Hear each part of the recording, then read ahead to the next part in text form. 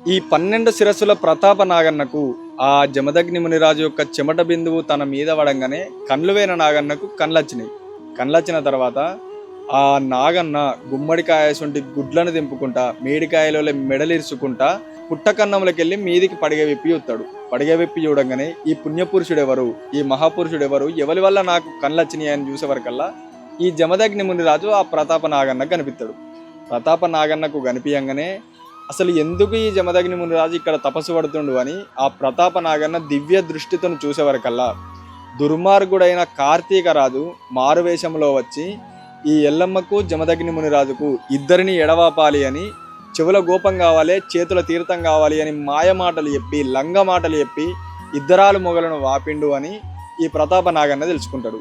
ఈ ప్రతాప నాగన్న తెలుసుకొని అరరే ఎంత గుడ్డివానివిరా, ఎంత ఎడ్డివానివి, ఆ కార్తీక రాజు చెప్పిన మాటలు నమ్మి పెళ్ళం మొగలు ఇద్దరు వాసిపోయారా, నేను ఇప్పుడే నీ దగ్గరికి వచ్చి నీ చెవు లోపల ఇదంతా ఉత్త మాటలు, ఇవన్నీ మాయ మాటలు అని చెప్తా అని ఈ 12 శిరస్సుల ప్రతాప నాగన్న ఏడికాయలో మెడలు దింపుకుంటా గుమ్మడికాయలో గుడ్లు దింపుకుంటా ఏనుగంత పిల్లలు ఎగేసుకుంటా గానుగంత పిల్లలను గడ్డకేసుకుంటా ఈ ప్రతాప నాగన్న పుట్టలకెళ్ళి బయటకెళ్తాడు.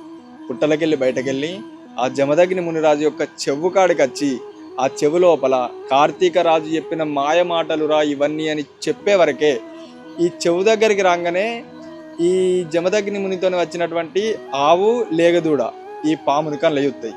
పాముని కళ్ళయుడంగానే ఈ ఆవు ఏమనుకుంటుంది, అరేరే నన్ను కాపాడిన నా నాయన్నను ఈ పామచ్చి కుడుతుంది కావచ్చు, పామచ్చి కుట్టి నా నాయన్నను చంపుతుంది కావచ్చు అని ఈ ఆవు సరాసరి ఆ పాము దగ్గరికి ఉరికొచ్చి తన కొమ్ములతోని ఆ పామును కొడుతుంది. పామును కొట్టంగానే ఆ పాము మళ్ళీ ఎప్పటోలేదు బస్సుమని పుట్ట లోపలికి వెళ్ళిపోతుంది.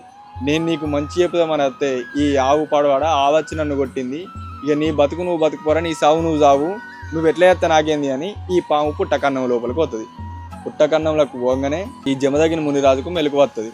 మెలకు వచ్చిన తర్వాత ఈ ఆవు చెప్తుంది, ఈ చెవుకాడికి 12 శిరస్సుల ప్రతాప నాగన్న నచ్చిండు, నేను లేకపోతే నీ పని అయిపోవు, నా కొమ్ములతో పొడిచి నేను నిన్ను కాపాడినా అని చెప్పంగానే ఈ మునిరాజు అగ్ర కోపానికి వస్తాడు.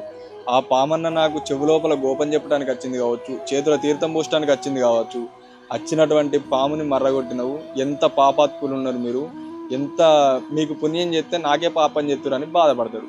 దీని తర్వాత మునిరాజు ఆవు లేగదూడని ఏం చేసిండు అనేది నెక్స్ట్ వీడియోలో చూద్దాం. జై రేణుకా ఎల్లమ్మ.